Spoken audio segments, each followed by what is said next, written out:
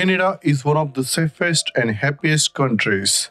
It is absolutely stunning place and known for its best healthcare in the world. When it comes to crime rates, Canada enjoys the lowest crime, which is why the quality of life in Canada is so great. However, everything that glitters is not gold. There are few towns which have serious and creepy issues to address. Let's try to find out what is so creep about these towns that outsiders try to avoid moving there and insiders are hopeless of any improvements.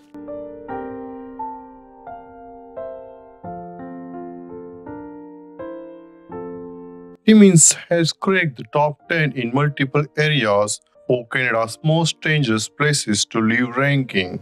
It is 4th for sexual assault, 6th for homicide, and 10th for violent crime. It's just not a crime, but extreme weather also makes Timmins worst place to live.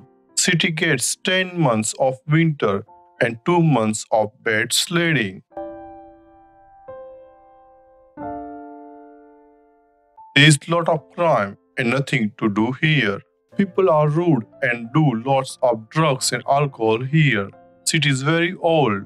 Everywhere old houses look like they are falling apart. Rent is insanely expensive.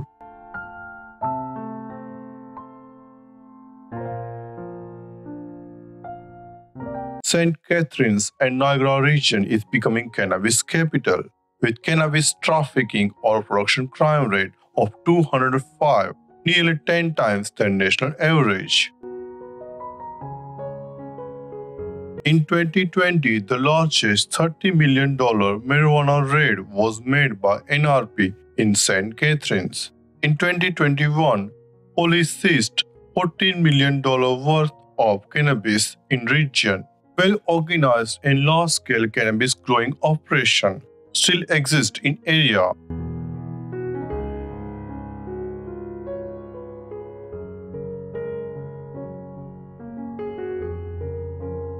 Cold Lake is home to Wolverine and known for its Air Force base, oil and gas industry, cocaine and drunk driving. Cocaine trafficking and production is worst here, although its violent CSI is 117 and becoming safer. It still ranks third in cocaine use in Canada. Cold Lake is primarily an oil town and well-paid oil-paid jobs are long gone. Keeping the doors open is challenge with so many different types of taxes and surcharges, complain businessmen. City's population is decreasing every year. Racism is high. Cold Lake has history of anti-Muslim sentiments and mosque vandalizing.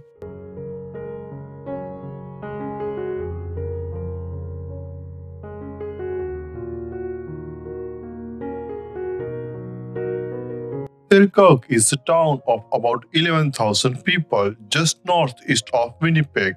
Town is second in homicide, fourth in cannabis crime, and ninth in cocaine crime in Canada. Town tops in other controlled drugs, trafficking or production crime. It also ranked 10th in robbery and 14th in breaking and entering. According to locals, crime essentially has everything to do with drugs here. All stealing and theft of properties happen just to buy meth.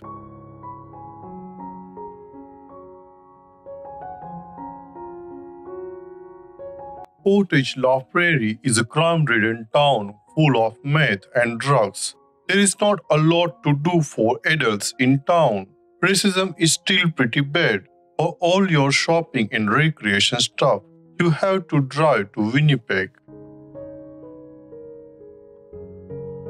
It is third most dangerous city to live with violence CSI of 316 in Canada.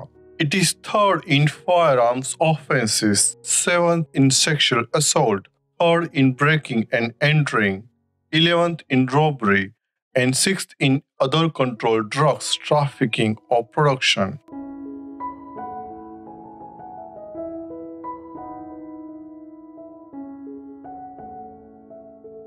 Drugs booze and high crime is what locals define William Lake.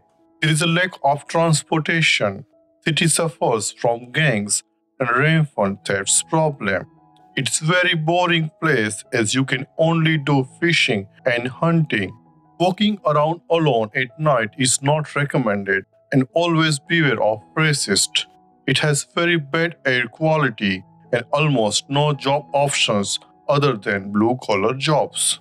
City ranks 9th in most violent cities in Canada, with violent CSI of 217. It ranks 3rd in sexual assault, 7th in cannabis offenses, and 9th in cocaine trafficking or production.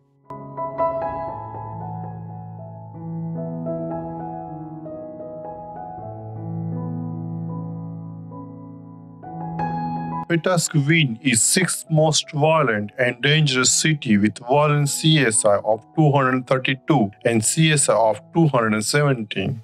It ranks 2nd in firearm offenses, 5th in robbery, breaking and entering, and 13th in sexual assault. According to locals, it's a scary place. There is a lot of crime and it's incredibly racist and unwelcoming. If you are new to town, it is advised to lock things up, make sure property is secure, and be careful while walking alone outside.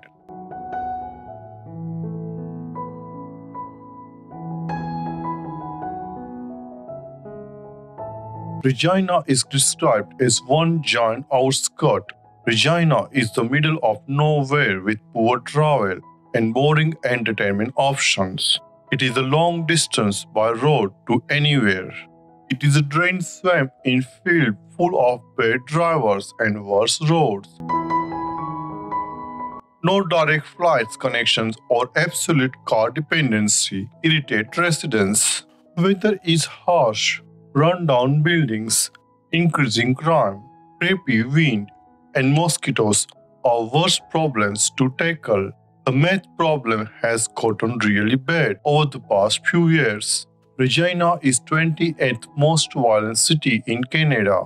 It ranks 6th in firearms and 12th in breaking and entering offenses.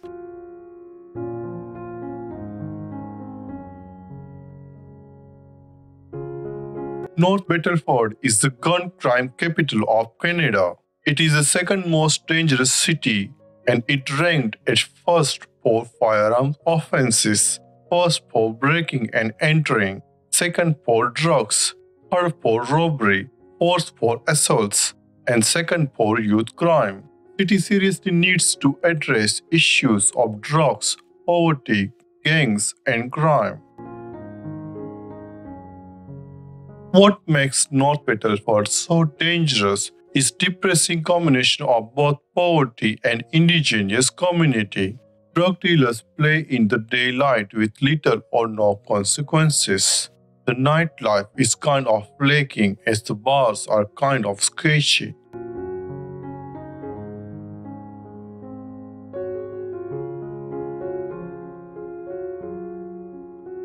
Crime is insane in Thompson. Gangs, racism, homelessness, alcohol, drugs, corruption, name it and you will find it here. It is boring and there's not much to do. The bars and clubs are scary. The stores are closing down. For real shopping, buying online or traveling to Winnipeg are only best options. The city is bad and only getting worse.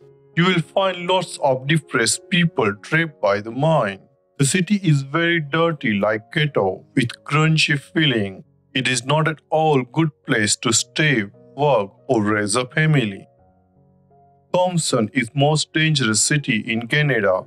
It scored 366 in CSI and 517 in violent CSI. It has become murder capital, rape and sexual assaults capital, and drug abuse capital of Canada. Please like, comment, and share this video, and subscribe our channel. Press bell icon to see updates on our latest videos.